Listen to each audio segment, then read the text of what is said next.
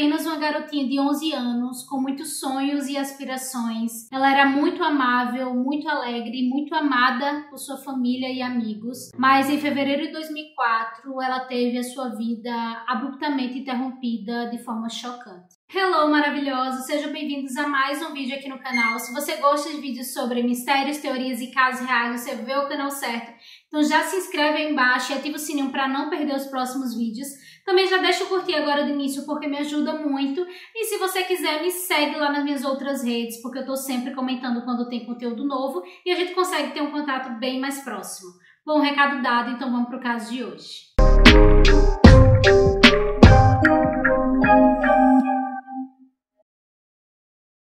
Carly Jane Brucia, de 11 anos, morava em Sarasota, na Flórida, com sua mãe Susan e seu padrasto Steve Kensler. E de acordo com os familiares e amigos, a Carly era uma menina muito alegre, muito amável, muito querida realmente pelos seus familiares, pelos seus amigos. Ela tinha muitos amigos. Então ela era aquela típica garotinha feliz, ela tinha muitas aspirações para que quando crescesse ela fosse uma boa profissional, então ela tinha muitos sonhos. No domingo, 1º de fevereiro de 2004, a Carly estava na casa de uma amiguinha que morava perto da casa dela, alguns quarteirões da casa dela, e ela tinha dormido lá justamente porque na noite anterior tinha tido uma noite de pijamas, então ela acabou dormindo e acordou na casa da amiga. Só que naquele domingo seria um dos eventos do Super Bowl. É um evento bem famoso de futebol americano. Então seria televisionado naquele dia.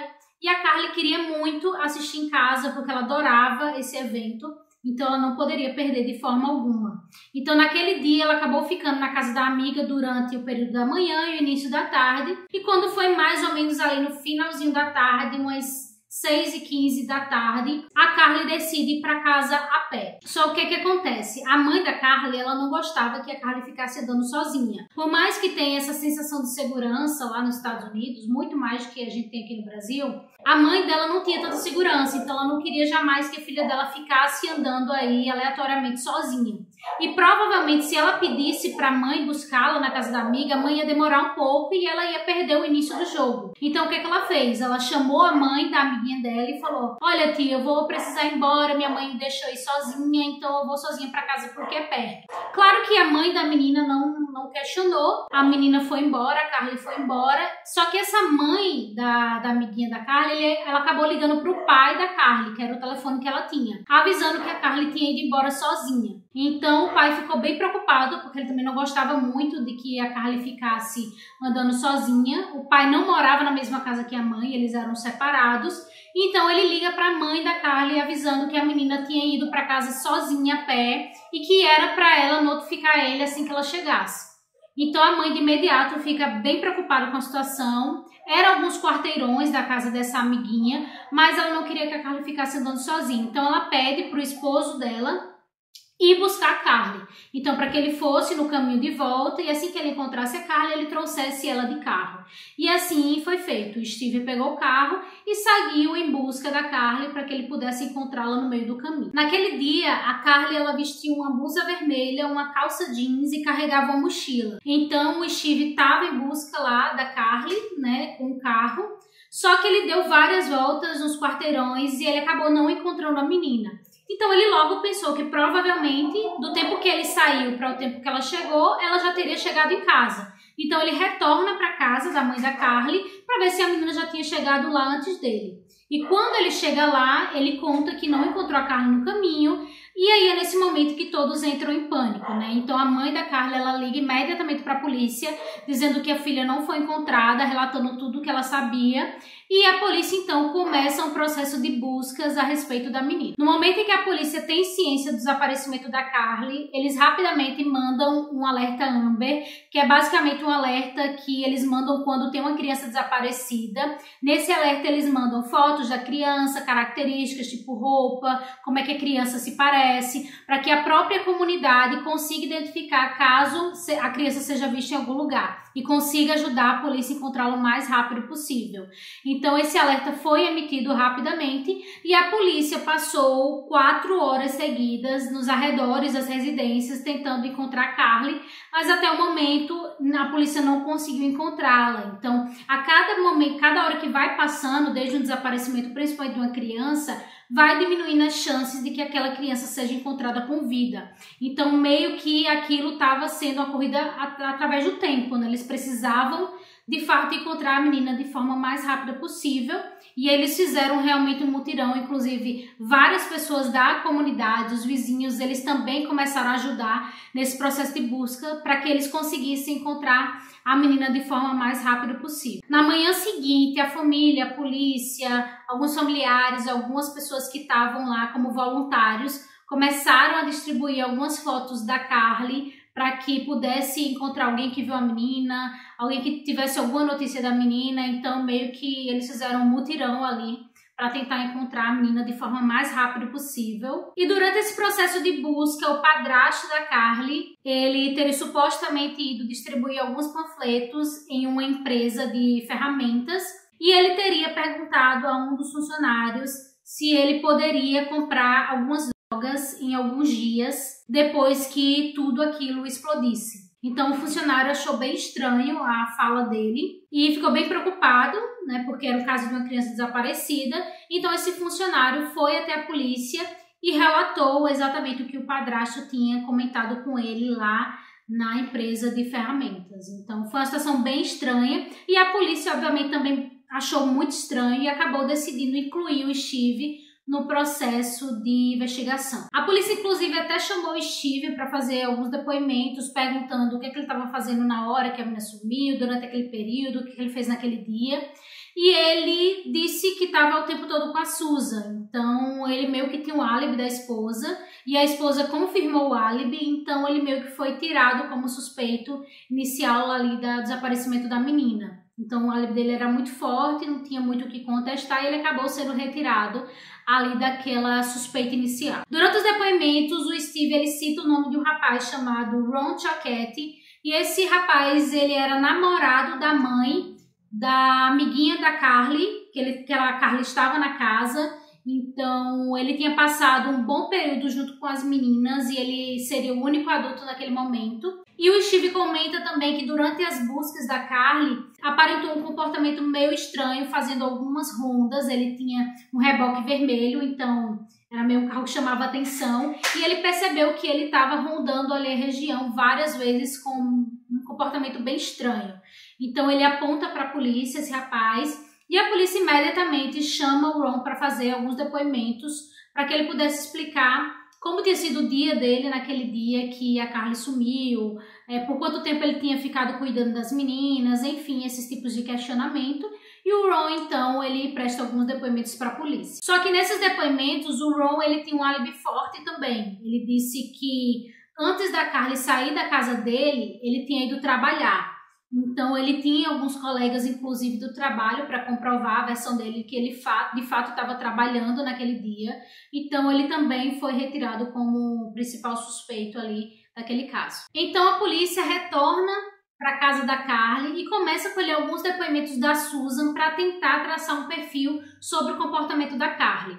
A Susan ela disse que a Carly é uma menina que não tinha nenhum comportamento estranho para a idade dela, que ela nunca tinha fugido, que ela nunca tinha tido algum comportamento de não respeitar os pais ou não seguir a orientação dos pais, apesar de que ela tinha vindo da casa da amiga sem o consentimento dos pais, mas não era algo que ela fazia de forma rotineira. Então aquilo tinha sido um caso excepcional, porque a Carly era uma menina muito bem educada e ela fazia realmente tudo que os pais pediam. Só que a família acabou também colhendo alguns depoimentos de amigos da Carly, amigos da escola, pessoas que conheciam a Carly, e um depoimento chamou bastante a atenção da polícia, onde um dos amigos mais próximos da Carly comenta que a menina, alguns dias antes, tinha dito que estava muito insatisfeita com a família, que estava muito chateada e que inclusive não tinha nenhuma vontade de voltar para casa. Então, depois desse depoimento, a polícia começa a seguir uma outra linha de investigação onde a Carly pudesse ter fugido por conta própria. Então, ficam exatamente essas duas linhas de investigação. Uma em que ela poderia ter sido sequestrada e outra onde ela poderia ter fugido por conta própria, justamente por causa desses relatos de amigos de que ela não gostava de voltar para casa, ela não se dava bem com os pais. E isso também gerou uma estranheza para a polícia, porque a Susan contou uma história totalmente contrária, né? Disse que a filha era muito bem comportada, se dava muito bem com os familiares, o que acabou gerando um conflito ali nas linhas de investigação. Então a polícia meio que seguiu por essas duas abordagens. Como os dias foram se passando, a polícia sabe que quanto mais dias vão se passando, menos há a possibilidade da criança ser encontrada com vida. Então, paralelo à investigação, a polícia pediu para que a mãe da Carly recebesse alguns registros dentários da filha, para que caso eles encontrassem algum corpo, eles pudessem identificar com as informações da arcada dentária. Então, a Susan ela teve que até entrar em contato com a dentista da Carly para que ela pudesse pegar esses registros, para que, se houvesse de fato alguma fatalidade, eles pudessem identificar o corpo. Como os policiais e aquela força-tarefa não estava dando muito resultado, a polícia começou a utilizar cães farejadores para que eles pudessem ajudar nesse processo de busca da Carly. Então, os cães eles pegaram algumas peças de roupas da Carly, que tinha um cheirinho dela, e começaram a analisar, fazer uma varredura nas regiões ali próximas, e eles acabaram indicando algum cheirinho similar em um lava-jato que ficava justamente naquele caminho em que a Carly poderia ter realizado. Esse caminho do lava rápido, do lava-jato, ele era um caminho secundário àquele caminho pela via principal. Então ele servia meio que um atalho. Então dentro do caminho a Carly ela passava por um posto, passava pela lateral desse lava-jato e ela chegaria um pouco mais rápido em casa. Então a polícia acredita que muito provavelmente naquela ânsia de chegar antes do jogo começar, ela possivelmente poderia ter pego esse caminho secundário. Muito provavelmente por causa disso também o padrasto dela, Steve, não teria encontrado ela lá naquela via principal, porque ela teria pego esse caminho secundário. Então era uma das hipóteses aí na polícia que eles levantaram a partir do momento que os cachorros chegaram ali naquele lava-jato. Então, a partir daquele momento, a polícia começa a fazer uma investigação mais apurada ali naquela região e eles tentam identificar o que poderia ter acontecido naquele momento em que a Carly passou por ali. Então, eles vão pegar alguns registros de câmera de segurança que tinha no posto e eles vão tentar analisar essas imagens ali naquele período, no domingo, para ver se eles encontram algum registro da Carly. E aí é nesse momento que eles encontram uma cena super chocante, né? Eles acabam encontrando a Carly e nesse momento em que a Carly estava passando ali no lava-jato, ela é abordada por um homem que acaba puxando ela pelo braço e levando ela ali daquele local. Nessa câmera, basicamente, aparece a Carly com esse homem. É possível ver que a Carly não conhecia essa pessoa, porque na hora que ele aborda ela, é meio de forma brusca, então ela meio que fica assustada, assim, tentando se soltar. Mas ele, como sendo muito maior do que ela, ele acaba levando ela. O rosto desse homem não é identificado, porque naquela época as câmeras não tinham uma resolução tão boa, então era uma imagem um pouco borrada. Porém, a polícia apresentou essas imagens para os pais da Carly e eles conseguiram identificar que era sim a menina. Inclusive, as roupas eram as mesmas que ela estava vestindo, a aparência, por mais que a imagem não tivesse tão boa, eles conseguiram identificar que era a silhueta da menina, o cabelo, então eles conseguiram identificar que realmente era a Carly e que ela tinha sido sequestrada. O homem do vídeo, ele era branco, de estatura média, cabelos escuros, tatuagens no braço direito e estava vestindo um macacão com um crachá, mas estava bem legível por causa da filmagem. Essas imagens rapidamente vazaram para as mídias e constantemente os jornais reproduziam o vídeo do sequestro. A polícia então passou a receber inúmeras ligações de denúncia, mas a maioria não trazia uma pista real sobre o sequestro de Carly. Até que a polícia começou a receber algumas denúncias sobre um homem chamado Joseph Smith. O Joseph era um homem de 37 anos, ele trabalhava como mecânico ali do posto, ali do local, e ele tinha uma ficha criminal bem extensa. Então, os crimes dele eram muito relacionados a drogas, a agressão contra mulheres, a cárcere privado. Então, a polícia logo teve um alerta, né, de que ele poderia realmente ter feito isso com a Carly, porque ele estava no local, ele trabalhava no local, ele já tinha esses indícios desses outros crimes que ele cometia há mais ou menos uns 10 anos, pelo menos desde 1997, então ele era um grande suspeito em potencial e a polícia, claro, começou a investigá-lo. A ligação ela acabou sendo realizada por um dos colegas de trabalho do Joseph, que acabou reconhecendo o rapaz na gravação que passou nas mídias, e ele disse que fez essa denúncia porque reconheceu o macacão. Inclusive, na época do desaparecimento da Carly, o Joseph estava cumprindo uma liberdade condicional por apreensão em drogas. Então ele jamais poderia se envolver em qualquer outro delito de qualquer natureza que fosse.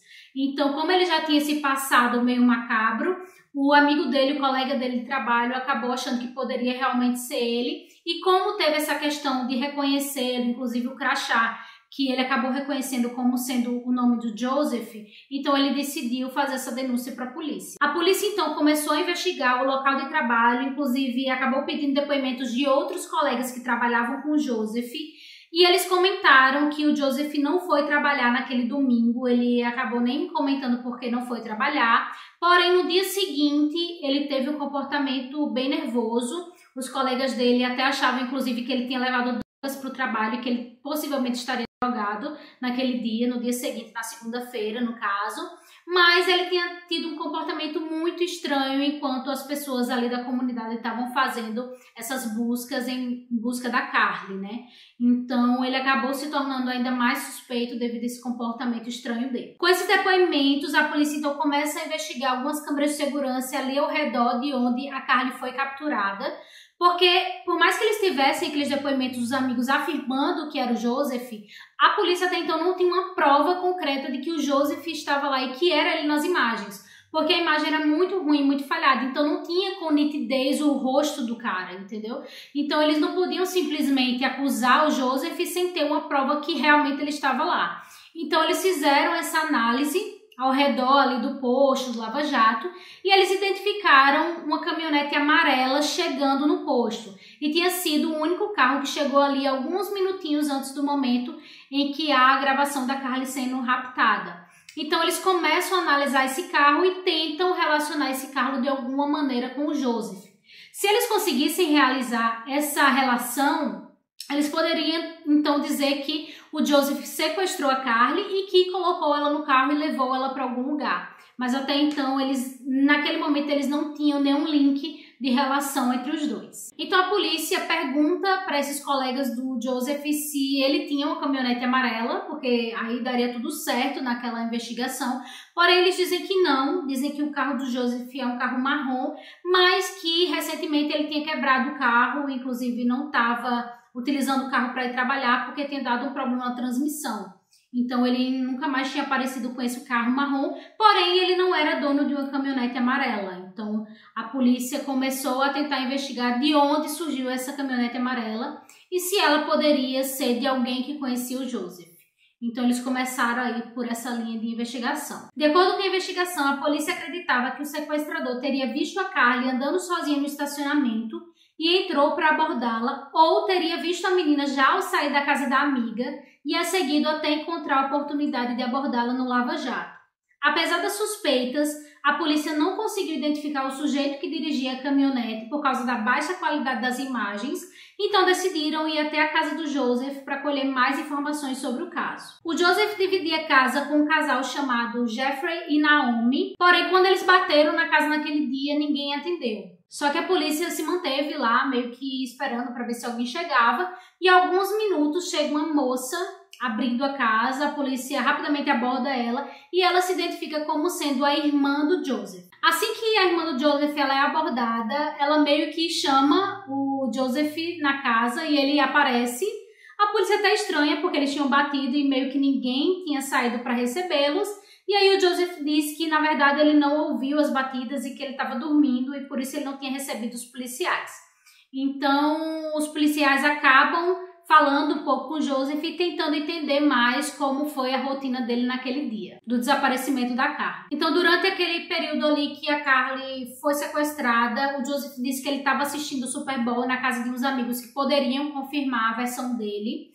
E a polícia acabou mostrando para ele as imagens e ele até disse de forma um pouco irônica que realmente parecia com ele, mas que não tinha nenhuma possibilidade de ser ele, porque ele realmente estava na casa desses amigos assistindo o Super Bowl. Então não tinha como ser ele ali naquela gravação. Naquela abordagem, os policiais pedem também para o Joseph levantar a manga do braço direito da blusa dele.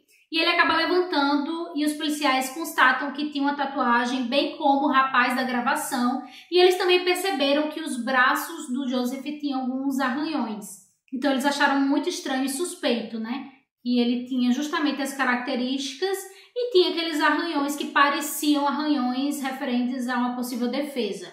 Então, eles só se ligaram nisso e registraram isso na ocorrência. Um outro ponto desse depoimento aí que o Joseph deu é que ele disse que naquele dia, uma das coisas que ele tinha feito era pego e emprestado a caminhonete da Naomi e do Jeffrey, que era uma caminhonete amarela, e que ele tinha ido até a orla fazer um passeio e tinha voltado antes do final do dia. Então, a polícia meio que sacou que ele era o cara que eles estavam procurando. Porém, a Naomi e o Jeffrey acabaram confirmando o álibi de que na hora do jogo eles estavam assistindo todos juntos. Então, meio que desmontou aquela estratégia de acusação da polícia. Apesar do álibi confirmado, a polícia ainda assim fez uma investigação mais minuciosa dentro do carro do Joseph e eles encontraram drogas. Então, como ele estava numa liberdade condicional, ele foi imediatamente preso porque ele não poderia se envolver em qualquer delito que fosse. Então, ele acabou sendo preso de qualquer maneira. Acontece que naquele mesmo dia em que o Joseph foi preso, o Jeffrey acabou ligando para a polícia e fazendo a retificação do depoimento deles. Eles disseram que o Joseph tinha sim pego a caminhonete, mas a Susan tinha se confundido nas datas. E naquele dia específico, no domingo, o Joseph ele tinha pego a caminhonete, mas ele só tinha chegado no outro dia seguinte. Então, na segunda-feira. Então, ela tinha se confundido dessas datas e, na verdade, eles não estavam com o Joseph naquele dia. E, então, o álibi que eles tinham confirmado meio que foi quebrado.